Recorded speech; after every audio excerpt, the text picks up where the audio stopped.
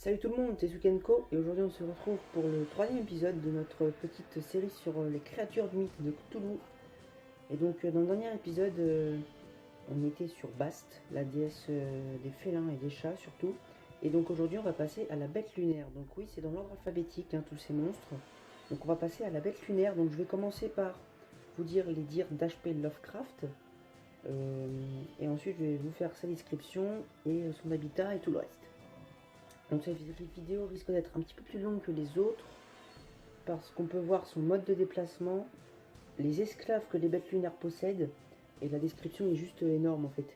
Puis on a aussi l'échelle comparative de grandeur par rapport à un homme ou un bâtiment, mais là on n'a pas encore eu le bâtiment. Le bâtiment il va venir dans 1, 2, 3, 4, 5, 6,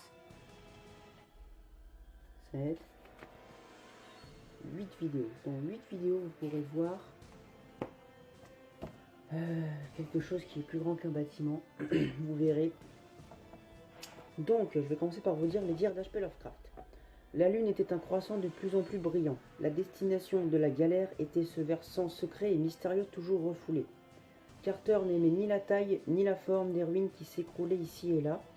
Les temples morts dans les montagnes étaient placés de telle manière qu'ils auraient pu glorifier des dieux non propices et non salutaires, et, dans la symétrie des colonnes brisées, il semblait y avoir une signification sombre et intérieure qui n'invitait à aucune solution. H.P. Lovecraft.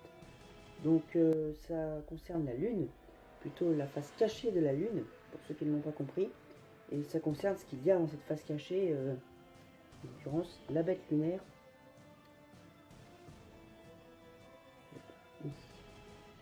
Donc, il s'agit typiquement d'une grande créature, grisâtre et huileuse qui peut contracter ou dilater le volume de son corps. Donc, la forme générale des bêtes lunaires est celle d'un crapaud, bien qu'il lui manque des organes sensoriels visibles, autres qu'un amas tremblant de minces tentacules généralement roses à l'extrémité de la gueule. La grande intelligence de cette créature et sa cruauté extrême compensent ce handicap. Donc, il ne faut pas trop traîner avec elle quand vous en croisez une, quoi.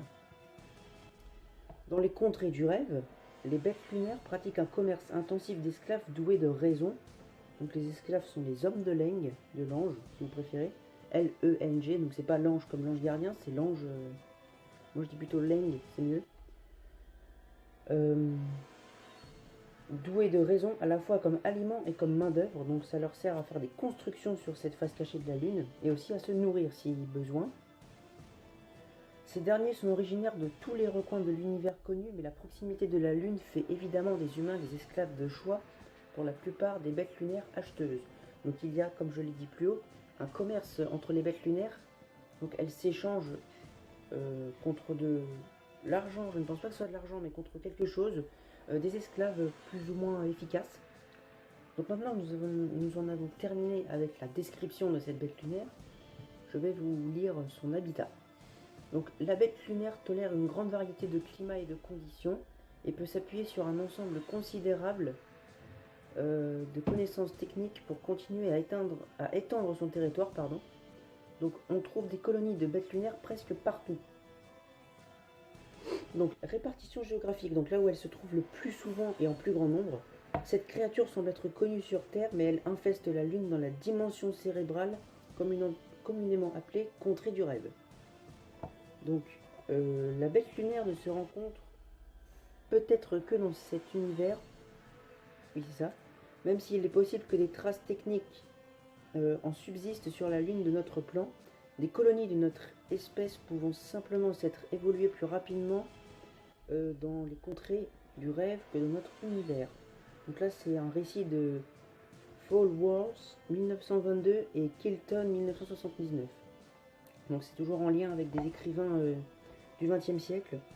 Donc l'analyse des photographies prises par la mission Apollo 2 conduit à l'hypothèse terriblement tentante, selon laquelle une colonie de bêtes lunaires se trouverait bel et bien sur la face cachée de la Lune hors de toute détection humaine ordinaire. Et là c'est un récit de Daenerys 1971. Donc là je vais mettre beaucoup de photos, enfin 3 ou 4 photos des édifices qu'on a pu voir sur la face cachée de la Lune au cours des missions Apollo, que ce soit mission Apollo 2, D'ailleurs, je n'ai pas trouvé la mission Apollo 2 sur internet. Donc dans toutes les autres missions Apollo, je vais mettre des photos partout par ici. Des choses qu'on a pu trouver sur la Lune, surtout sur la face cachée, avec toutes les missions Apollo. Et donc c'est peut-être en lien justement avec les bêtes lunaires, mais ça on n'en sait rien. Avant de dire sa vie et ses habitudes à cette bête lunaire, je vais vous dire un petit peu l'échelle comparative de grandeur. Une bête lunaire fait 2 fois la taille d'un humain homme de taille adulte. Donc vie et habitude. La bête lunaire s'alimente, semble-t-il, uniquement à partir d'êtres encore vivants. Donc les êtres morts, elle ne peut pas les manger.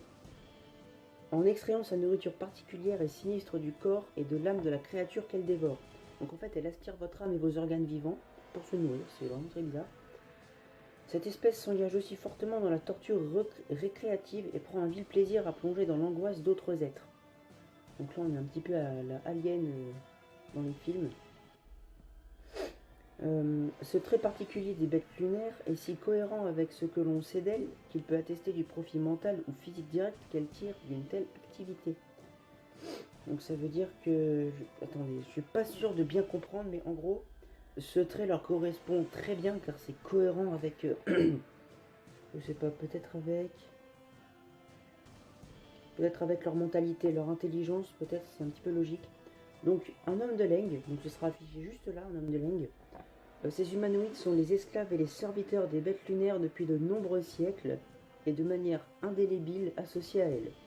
Les hommes de Leng sont présumés confinés au centre, aux contrées du rêve terrestre. Je me suis trompé. Donc maintenant, je vais vous montrer le déplacement de cette bête lunaire.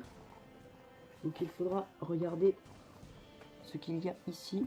Je vous invite à faire pause. Donc ça commence ici pour terminer là. Hein. Ça commence là pour finir ici. Donc mettez bien la pause si vous voulez voir. Là le problème c'est que c'est à l'envers, vous ne voyez rien du tout. Donc voilà. Donc j'espère que cette vidéo vous aura plu. Dans le prochain épisode, nous passerons au Bayake. Pour ceux qui voudront faire des recherches, je vous les plais parce que c'est vraiment très compliqué. C'est B-Y-A-K-H-2-E. Donc ceux qui voudront rechercher un petit peu ce qui est un Bayake, je vous invite à le faire. Vous en saurez plus sur cette créature avant que je ne fasse la vidéo. Et donc j'espère que vous l'avez aimé cette vidéo. Si c'est le cas, abonnez-vous, laissez un pouce bleu, mettez un commentaire si vous avez aimé. Et si vous voulez par exemple que je vous explique plus de choses, ou donnez-moi des conseils sur quelque chose à faire. Et moi je vous dis au revoir.